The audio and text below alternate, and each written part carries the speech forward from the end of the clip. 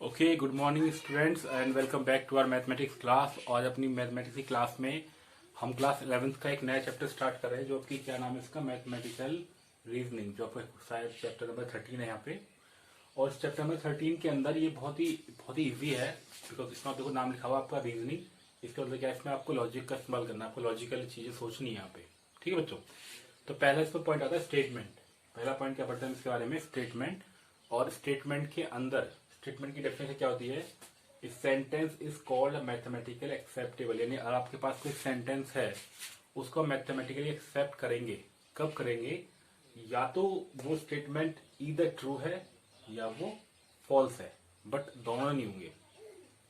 क्या क्या मतलब इसका, कि या तो वो स्टेटमेंट ट्रू होगा या स्टेटमेंट वो फॉल्स होगा, बट वो स्टेटमेंट दोनों नहीं होंगे। मतलब उसमें अनसर्टेनिटी नहीं होगी, अनिश्चितता नहीं होगी। देखिए, जैसे कि आज मौसम खराब है, तो अगर हमें दिख रहा है मौसम खराब है तो इसका मतलब वो सर्टेन है। लेकिन मैंने कहा कि आज बारिश हो सकती है, तो मुझे पता नहीं है कि बारिश होगी या नहीं होगी। या मैं कहता हूँ top batsman in the world, दुनिया के टॉप बैट्समैन। तो दुनिया के टॉप बैट्समैन का कोई भी आपके पास फिक्स डेटा नहीं है कि दुनिया का टॉप बैट्समैन कौन है, तो वो हो गया आपका अनसर्टेन। ठीक है बच्चों, बात समझ रही है। बट मैंने कहा कि Sachin Tendulkar is the highest run maker, which is a true statement. कि भाई सचिन तेंदुलकर जो है दुनिया का सबसे ज्यादा रन बनाने वाला खिलाड़ी है, तो ये क्या आपका एक मैथमेटिकल स्टेटमेंट होगा जो कि करेक्ट है। या फिर मैं बोल सकता हूँ किसी भी खिलाड़ी के लिए कि वो सबसे कम बनाने वाला, कोई भी खिलाड़ी जो है उसने सबसे कम रन बनाए हैं, यानी वो या तो वो स्टेटमेंट सही होगा या स्टेटमेंट वो गलत होगा, बट वो बीच में नहीं होगा।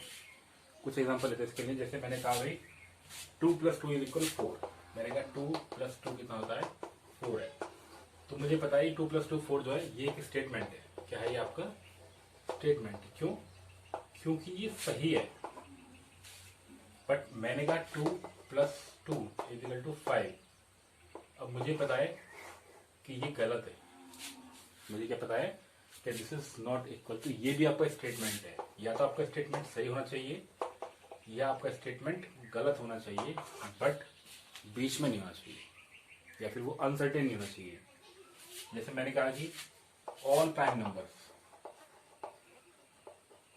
All prime numbers are odd. सारे के सारे जो प्राइम नंबर होते हैं वो ऑड होते हैं। क्या ये स्टेटमेंट सही है, क्या ये स्टेटमेंट गलत है? तो इसमें क्या आ जाएगा आपका कि ये स्टेटमेंट भी आपका क्या है यहाँ पे, क्योंकि हमें पता है कुछ जो प्राइम होते हैं आपका 2 है, वो भी एक प्राइम नंबर है, और वो ऑड नहीं, वो इवन है। तो ये स्टेटमेंट भी आपका क्या होगा, ये मतलब स्टेटमेंट होगा। ये क्यों स्टेटमेंट होगा, क्योंकि इसमें आपका करेक्ट नहीं है। बात हमारे यहाँ पे, यानी कोई भी आपका स्टेटमेंट जो होता है या तो वो सही होगा या वो गलत होगा, लेकिन वो दोनों ही होगा, ईदर ट्रू और फॉल्स, बट नॉट बोथ। बच्चों बात समझ आ गई यहाँ पे। देखो बच्चों, एक हमने इनके एग्जाम्पल पढ़ लिए, हमने ये वाला लिख लिया, ये भी आपको क्या तीनों क्या आपकी स्टेटमेंट है। अब मैंने कहा कि x and y gives 0, x और y जो आपका वो 0 देते हैं, तो क्या आप स्टेटमेंट को कह सकते हो कि ये स्टेटमेंट है, क्योंकि ना तो ये ट्रू है ना ही ये फॉल्स है। ठीक है बच्चों, ना तो ये ट्रू है ना ही ये फॉल्स है, तो आप क्या बोलोगे, ये आपका कोई स्टेटमेंट नहीं है। या तो ये कहता कोई नेचुरल नंबर है, कोई रियल नंबर है, कोई इंटीजर है, कोई होल नंबर है, तो आपके पास कंडीशन, तो आप उसको लगा के देखते हैं वो कंडीशन आपकी इस वाले आपके क्राइटेरिया को पूरा कर रही है या नहीं कर रही है, तो आप कहते हैं कि हाँ वो स्टेटमेंट है। Make sense. चलिए बच्चों, तो ये हमने पढ़ लिया कि स्टेटमेंट के बारे में। अब इसी के बेस पे पहले एक्सरसाइज है, फटाफट से उसको भी हम यहाँ पे उसको भी गो थ्रू जाते हैं कि आप जो स्टेटमेंट है वो क्या, वो बाकी में स्टेटमेंट बनेंगे या नहीं बनेंगे, अब वो स्टेटमेंट नहीं होंगे। ठीक है, चलो स्टार्ट करते हैं। चलो बच्चों, ये मैंने पहले 5 क्वेश्चन लिख दिया आपके पहले एक्सरसाइज के, जो आपकी 14.1 है, उस 14.1 के आपका पहले क्वेश्चन के, ये मैंने आपको 5 क्वेश्चन लिख दिया। ये बताने की स्टेटमेंट है या नहीं है, अगर है तो क्यों है, अगर नहीं है तो ऑब्वियसली आप रीजन दे सकते हो वो क्यों नहीं है। ठीक है, तो देखो आप पहला देखो यहाँ पे, पहला कह रहा है there are 35 days in a month. तो क्योंकि एक महीने में सिर्फ आपके 35 दिन हो सकते हैं क्या ये, तो एक महीने में आपके मैक्सिमम 35 डेज हो सकते हैं। इसका मतलब ये सेंटेंस गलत है, बट ये स्टेटमेंट आपका क्या होगा, ये सही होगा। ये स्टेटमेंट कैसा होगा आपका बच्चों, क्योंकि ये आपका फॉल्स स्टेटमेंट है। क्या है ये आपका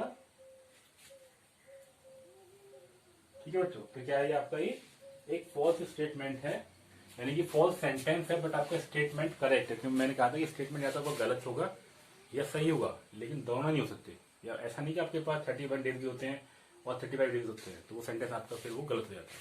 बात समझ रही है? तो किसी महीने में आपके मैक्सिमम 31 डेज आते हैं, तो इसका मतलब ये आपका सेंटेंस गलत है, बट आपकी क्योंकि ये सेंटेंस गलत है बट स्टेटमेंट आपका ये सही होगा। हाँ, ये सेंटेंस जो कही हुई बात है वो ठीक है, एक महीने में सिर्फ 31 दिन हो सकते हैं, उससे ज्यादा दिन नहीं हो सकते। ठीक है, बस में आ रही है बच्चों?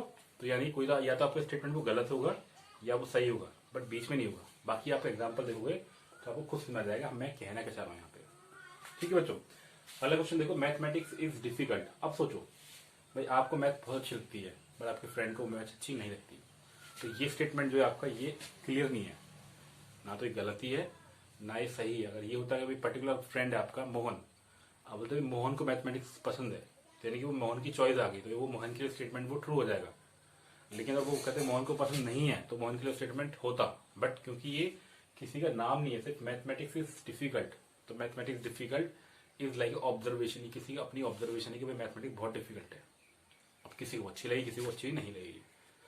अगला क्वेश्चन है, this the sum of 5 and 7 and 5 is greater than आपको कितना 10, यानी कि 7 को और आप 5 को जोड़े तो हमेशा 12 आएगा, तो वो स्टेटमेंट आपका सही है। इसका मतलब ये आपका स्टेटमेंट है। बच्चों बात हमारे यहाँ पे, तो ये आपका स्टेटमेंट है, ये आपका स्टेटमेंट नहीं है, ये भी आपका स्टेटमेंट है। क्यों स्टेटमेंट? 7 और 5 को आप जोड़ोगे हमेशा 12 आएगा, तो कभी ऐसा नहीं होता, कभी ऐसा पॉसिबल नहीं है कि वो आपका 7 से कभी 8, वो कभी 8 आ गया या 9 आ गया, वो हमेशा 10 से ऊपर ही आएगा।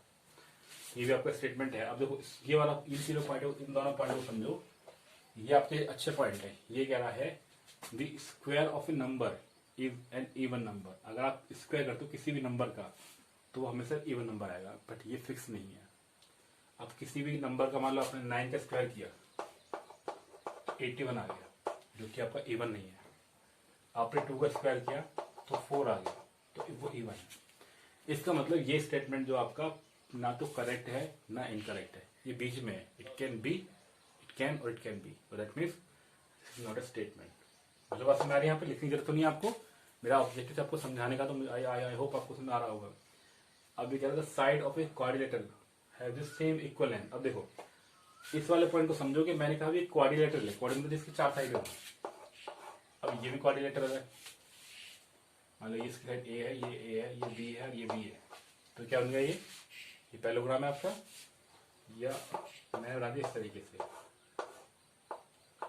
ए बी बी ए 90, ये आपका रेक्टेंगल बन गया। एक मैंने बना दिया इस तरीके से ए ए ए ए, ये आपका रोम्बस बन गया। और मैंने इसी तरीके से बना दिया एक और जिसकी चारों साइड बराबर है, ए ए ए ए और सब 90 के। तो ये चारों के चारों 1 2 3 4, ये चारों क्वाड्रिलेटरल है, पर चारों की लेंथ सेम नहीं है, तो इट कैन बी और नॉट, इट कैन और कैन बी, तो that mean this statement is also not, this sentence is not a statement. आप ऐसा बोलोगे कि आपका सेंटेंस स्टेटमेंट नहीं है, क्योंकि ये आपका जो क्राइटेरिया उसको पूरा नहीं कर रहा है स्टेटमेंट का। आई होप ये क्वेश्चन समझ आ रहे होंगे। चलो आगे 5 क्वेश्चन लिख के तुमको सॉल्व करते हैं। देखो बच्चों, ये आपके नेक्स्ट 5 क्वेश्चन हैं, हम यहाँ पे डिस्कस करते हैं इनको। अगला जो क्वेश्चन आपको वो कह रहा है आंसर दी क्वेश्चन, ये आपको ऑर्डर दिया जा रहा है, कि यार आपको यहाँ पे ऑर्डर दिया जाएगा। जब किसी भी स्टेटमेंट के अंदर, किसी भी सेंटेंस के अंदर आपको ऑर्डर दिया जाएगा, तो इसका मतलब वो आपका सेंटेंस नहीं होगा, क्योंकि स्टेटमेंट का मतलब क्या आता है कि आपके पास कोई फैक्ट हो, जिस फैक्ट के ऊपर आप बात कर रहे हो। ठीक है बच्चों, पास में आ गई। तो ये आपका, क्योंकि ये ऑर्डर है, so it's not a statement. आप इसकी रीजन भी क्या रखोगे, because this is an order, so this is not a statement. अगला है आपका द प्रोडक्ट ऑफ -1 and 8। अगर आप 8 की -1 में मल्टीप्लाई करोगे तो हमेशा 8 आएगा, -8 आएगा, लेकिन यहाँ पर क्या देखा आपका 8, यानी कि आपका सेंटेंस रॉन्ग है। तो रॉन्ग सेंटेंस मतलब स्टेटमेंट करेक्ट है। सेंटेंस रॉन्ग है, स्टेटमेंट करेक्ट है, मतलब क्या है कि या तो आपका स्टेटमेंट सही होता है, या आपका स्टेटमेंट मतलब या तो आपका सेंटेंस सही होता है, गलत होता है, तो स्टेटमेंट होता है। ठीक है। The sum of the all interior angles of triangle is 180। अगर आप कभी उनके ट्राइंगल्स का सम करो तो वो हमेशा कितना आता है आपका 180 आता है, तीनों को मिला के। ठीक है, लेकिन वो उससे कम नहीं आएगा कभी भी, तीनों में सम कितना आएगा, हमेशा 180 आएगा। तो इसका मतलब क्या है, ये भी आपका सेंटेंस गलत है, तो इसका मतलब क्या आएगा, आपका स्टेटमेंट जो जाएगा वो आपका ट्रू हो जाएगा। आपका स्टेटमेंट क्या जाएगा यहाँ पे, ये ट्रू। बात हमारी यहाँ पे ट्रू क्या होगा, क्योंकि ये सेंटेंस गलत है। सेंटेंस गलत मतलब क्या, आपका स्टेटमेंट ट्रू है। मैंने आपको पहले समझाया यहाँ पे। अभी क्या, today is a windy day. अब हमारे पास इसका कोई प्रूव नहीं है कि बहुत मौसम खराब है। हवा, अब मतलब होता है किसी को लगे कि भाई हवा बहुत हल्की सी हवा को, सोचो तूफान आ रहा है। किसी छोटे बच्चे से पूछोगे कि भाई क्या चल रहा है, तूफान आ रहा है। तो विंडी डे का मतलब कोई एक पर्टिकुलर एक स्टेटमेंट नहीं है कि वो सही है या गलत है। तो इसका हमारे पास कोई एविडेंट नहीं है, कोई गवाह नहीं है, तो it will not be are statement. All real numbers are complex number. अब किसी भी रियल नंबर को, हम किसी भी रियल नंबर को कॉम्प्लेक्स नंबर के फॉर्म में लिख सकते हैं। इसका मतलब ये स्टेटमेंट आपका ट्रू है। अब ये स्टेटमेंट ट्रू है तो इसका मतलब क्या है, ये आपका सेंटेंस होगा, आपका स्टेटमेंट होगा। सेंटेंस ट्रू है तो स्टेटमेंट इज ऑल्सो ट्रू। बच्चों बात समझ आ गई? चलो फटाफट से अगला क्वेश्चन करते हैं इसका। देखो बच्चों, अगर इससे पहले वाला क्वेश्चन समझ में आ गया हो पूरा, तो सिर्फ ये कह रहा है आपको 3 एग्जाम्पल लिखने हैं, 3 example of sentence which are not a statement. आपको 3 एग्जाम्पल लिखने हैं ऐसे सेंटेंसेस के जो आपकी स्टेटमेंट नहीं। तो पीछे मैंने 10 चीजें डिस्कस करी थी। 10 में से आपको पता 3 क्वेश्चन कौन से थे जो स्टेटमेंट नहीं थे, याद है? एक तो था जिसके पास एविडेंट नहीं था, जिसके पास एविडेंट नहीं था, और जिसमें हम ऑर्डर दे रहे थे। हाँ, जैसे प्लीज गो देयर। तो यहाँ पे भी क्या, आपका स्टेटमेंट जो है उसमें आपसे रिक्वेस्ट की जा रही है, आपको ऑर्डर दिया जा रहा है, बट ये पता नहीं है कि ये सर्टेन है नहीं है, कि बस हमारी यहाँ पे ऑर्डर दिया जा रहा है। इसका मतलब क्या है कि ये आपका सेंटेंस करेक्ट नहीं है। ठीक है बच्चों? ठीक है बच्चों, देखो यहाँ पे तो पहला पॉइंट क्या है, आपके पास कोई एविडेंट नहीं है। जैसे मैंने कहा मौसम खराब है, तो it is windy, it is cloudy, हमने बोलते ना यहाँ पे प्लीज गो देयर। एक ये वाला हो गया। एक क्या होगा आपका कि मौसम बहुत खराब है, वेदर इज नॉट गुड, या टुडे इज, कैसे देना है, today is sky is not clear, today is a windy day ना, बोलते यहाँ पे टुडे इज विंडी डे। तो सिंपल, हम ज्यादा आगे नहीं जा रहे, हम सिंपल सेंटेंस को सोच रहे हैं। एक ऐसा सेंटेंस जो कि आपका सर्टेन नहीं है, जिसका आपके पास कोई प्रूफ नहीं है कि भाई मौसम कैसा है, हवादार है नहीं, मौसम स्टॉर्मी है, तूफान आ रहा है नहीं आ रहा, या प्लीज गो देयर, या ऑर्डर हो गया यहाँ पे, या हमने एक पढ़ा था कि mathematics is a difficult subject. तो ये ऑब्जर्वेशन है किसी किसी की, है ना। तो हम बोलते हैं geometry is very much difficult, geometry is very much, या सिर्फ ज्योमेट्री इज डिफिकल्ट। ज्योमेट्री कैसी होती है आपकी, डिफिकल्ट होती है। ठीक है बच्चों, एक दो सेंटेंस और देख लो, अगर आपको कोई ऑप्शन में अगर याद नहीं रहे तो वेयर इज शी गोइंग, हम कह सकते हैं कि वो कहाँ जा रही है, वेयर इज शी गोइंग। तो यहाँ पे आपके पास कोई प्रूफ नहीं, कोई एविडेंट नहीं है कि वो कहाँ जा रही है, या फिर वो जा भी रही है नहीं जा रही है, या फिर ही इज अ डॉक्टर। अब ये भी आपका देखो क्या है कि वो डॉक्टर है नहीं, कौन डॉक्टर है नहीं है, तो इसका मतलब क्या है, ये भी आपका स्टेटमेंट हमें पता नहीं सही है या गलत है। यानी कि ना तो हमें ये पता सही है, ना हमें पता गलत है। इसका मतलब ये आपका सेंटेंस जो आपका स्टेटमेंट नहीं है। बच्चों बात समझ आ रही है? इस तरीके से पहले एक्सरसाइज हमने खत्म कर लिया। अब चलते हैं दूसरी एक्सरसाइज पे। देखो बच्चों, अगला जो हमारा जो एक्सरसाइज है 14.2, उस 14.2 पे जाने से पहले हमारे पास 2 स्टेटमेंट हैं। ये दो हमारे डेफिनेशन है जो हमें पता होनी चाहिए उस एक्सरसाइज पे जाने से पहले। ठीक है बच्चों, तो पहले हम उसको डिस्कस कर लेते हैं। ठीक है, सबसे पहला हमारा पॉइंट क्या है आपका, negation of A statement. Negation का मतलब क्या होता है आपका, डिनाइल। अगर कोई स्टेटमेंट है, आप उस स्टेटमेंट को डिनाई करते हो। जैसे कि आपने कहा कि इंडिया के अंदर, या आप बात करो यूपी के अंदर सारे लोग हिंदी बोलते हैं, तो आप क्या बोले, यूपी के अंदर सारे लोग हिंदी नहीं बोलते हैं। तो in India, in UP everyone speak Hindi, तो हो गया आपका स्टेटमेंट। इसका डिनाई क्या होगा, in UP nobody speak Hindi. बात समझ रहे हो? तो इसका क्या हो गया, तो डिनाई का मतलब, नेगेशन का मतलब क्या हो जाएगा, आप उस स्टेटमेंट को डिनाई करते हो कि वो स्टेटमेंट आपका गलत है। और इसको हम दिखाते हैं इस तरीके से, ये वाला सिंबल है, ये वाला, ये आपका डिनाइल का सिंबल है। आपने वाला सिंबल आया, मतलब क्या है, वो स्टेटमेंट का उल्टा बोल रहे हैं।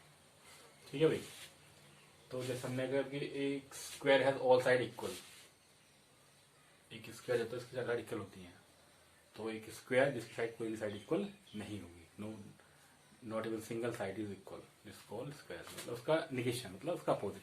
ठीक है, तो बात हमारी यहाँ पे।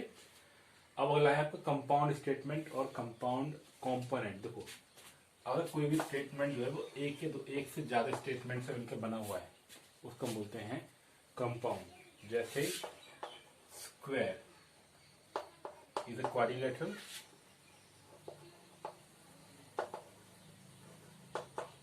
ठीक है चो, and it has all side equal,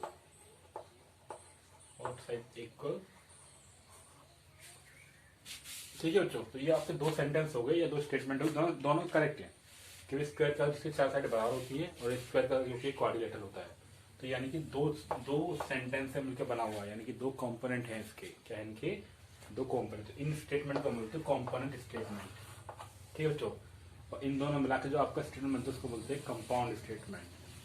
हमारी बच्चों यही दो तीन पॉइंट थे यहाँ पे इस एक्सरसाइज को जाने से पहले। चलिए हम एक्सरसाइज को स्टार्ट करते हैं यहाँ पे। देखो बच्चों ये आपके 5 क्वेश्चन है यहाँ पे। पहला क्वेश्चन है आपका right the negation of this statement. बताना है कि आपके जो स्टेटमेंट हैं इनका डिनाइल क्या होगा, इनको हम डिनाई करें सेंटेंस को तो क्या बनेगा। जैसे पहला क्या है, Chennai is capital of Tamil Nadu, तो आप क्या बोल दोगे, Chennai is not capital of Tamil Nadu. ठीक है बच्चों, बात हमारी यहाँ पे। दूसरा पॉइंट है √2 is not a complex number, तो इसका उल्टा क्या है, √3 इज अ कॉम्प्लेक्स नंबर। यहाँ पे अब all triangles are not equilateral triangles, all triangles are equilateral triangle. बिल्कुल सिंपल है यहाँ पे। The number 2 is greater than 7, तो number 2 is not greater than 7। Simple है बिल्कुल। निगेशन मतलब क्या, हम इसको डिनाई कर रहे हैं सेंटेंस को। उसने बोला कि ट्राइंगल सारे इक्वलेटरल होते हैं, तो हमने बोला नहीं, वो सारे इक्वल नहीं होते हैं। उसने बोला कि भाई आपका चेन्नई जो उसकी तमिलनाडु कैपिटल है, हमने बोला नहीं उसकी कैपिटल नहीं है, मतलब हमने इसको डिनाई कर दिया। अगला है यहाँ पे द नंबर, ये वाला हो गया every natural number is an integer, तो आपका हर एक नेचुरल नंबर जो आपका इंटीजर है, every number is not an integer. ठीक है बच्चों, कोई दिक्कत यहाँ पे, बहुत सिंपल सा था। चलो चलते हैं क्वेश्चन नंबर 2 की तरफ। देखो बच्चों अगला क्वेश्चन है यहाँ पे, ये बताना है कि आर दी बिलो पेयर, जो आपके दो पेड़ दे रखे हैं, बताने कि ये आपके निगेशन है या नहीं दूसरे का। अब देखो पहला क्वेश्चन क्या कह रहा है आपका, the number x is not a rational number, यानी कि आपका x जो है वो रैशनल नंबर नहीं है, तो number x is not an irrational number, यानी कि इसका निगेशन क्या होना चाहिए, अगर x is not a rational number तो x is a rational number. ठीक है, अब ये इसका मतलब भी क्या है, number x is not an irrational number, यानी कि वो आपका रैशनल नंबर है, इसका मतलब ये इसका निगेशन है बच्चों। बस हमारे यहाँ पे क्या मतलब इसका, अगर आप इस स्टेटमेंट का निगेशन बना के देखोगे तो क्या लिखोगे यहाँ पे कि the number x is not a rational number, तो आप देखोगे number x is a rational number. ठीक है, और इससे स्टेटमेंट का मतलब भी क्या है कि आपका x जो है वो रैशनल नंबर है, यही इसका मतलब है। समझ आ गया। अब अगला है the number x is a irrational number, rational number, the number x is an irrational number. तो देखो number x is a rational number, इसका उल्टा क्या होगा, number x is not a rational number, जो कि एक इरेशनल नंबर होगा। मतलब ये भी आपका इसका नेगेशन है। बात समझ बच्चों, सेंटेंस को सिर्फ समझ के देखो, सेंटेंस के अंदर कुछ भी नहीं है। चलते हैं अगले क्वेश्चन की तरफ। यहाँ पे देखो बच्चों, अब यहाँ पे आपके 3 ये कह रहा है, क्वेश्चन नंबर 3 है फाइंड द कंपोनेंट स्टेटमेंट। आपके पास ये 3 स्टेटमेंट दे रखे हैं, पहला स्टेटमेंट ये रहा, दूसरा स्टेटमेंट ये रहा, तीसरा स्टेटमेंट ये रहा। कंपाउंड स्टेटमेंट दे रखे हैं आपको, क्या रखे हैं आपको, 3 कंपाउंड स्टेटमेंट दे रखे हैं, और आपको बताना है कि उनके कंपोनेंट क्या है।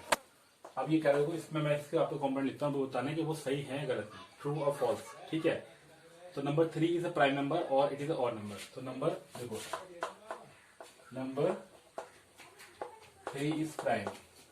ठीक है बच्चों, ठीक है बच्चों, तो हम इनके कंपोनेंट स्टेटमेंट लिख रहे थे यहाँ पे।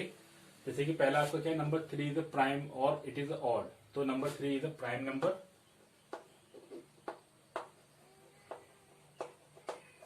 और number 3 is odd number.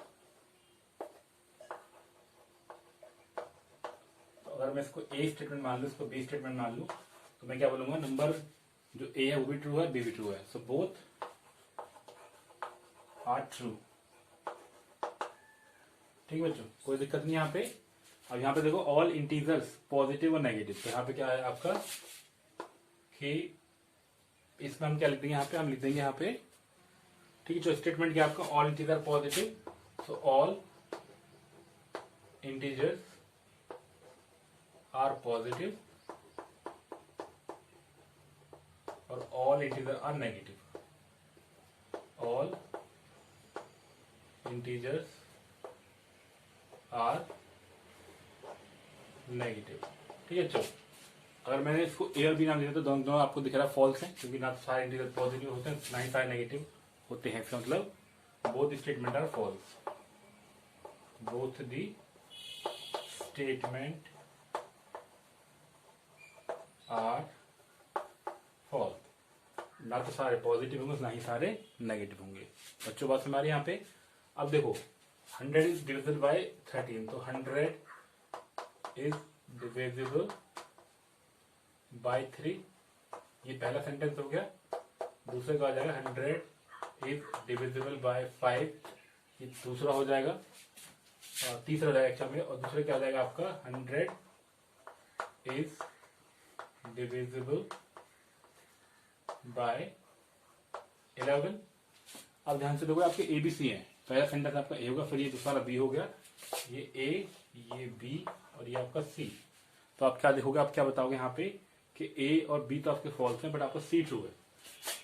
A and B are false but C is true. C कैसी आपकी ट्रू है। बच्चों बात में आ गया यहाँ पे, कोई दिक्कत इस क्वेश्चन में? बड़ा ही इजी क्वेश्चन था, बट थोड़ा सा आपको लॉजिक्स तो इस्तेमाल करना पड़ेगा। इस चैप्टर का नाम ही आपका मैथमेटिकल रीजनिंग है।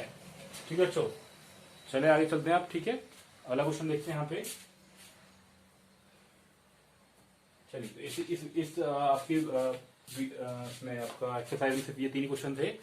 अब चलते हैं अगली एक्सरसाइज की तरफ 14.3, बट 14.3 को हम करेंगे आपकी नेक्स्ट वीडियो में। इस वीडियो में फिलहाल इतना ही भी कुछ। अगर आपको वीडियो अच्छी लगी हो तो don't forget to like share subscribe channel once again. Thank you so much for watching this video. Enjoy it, bye bye for now.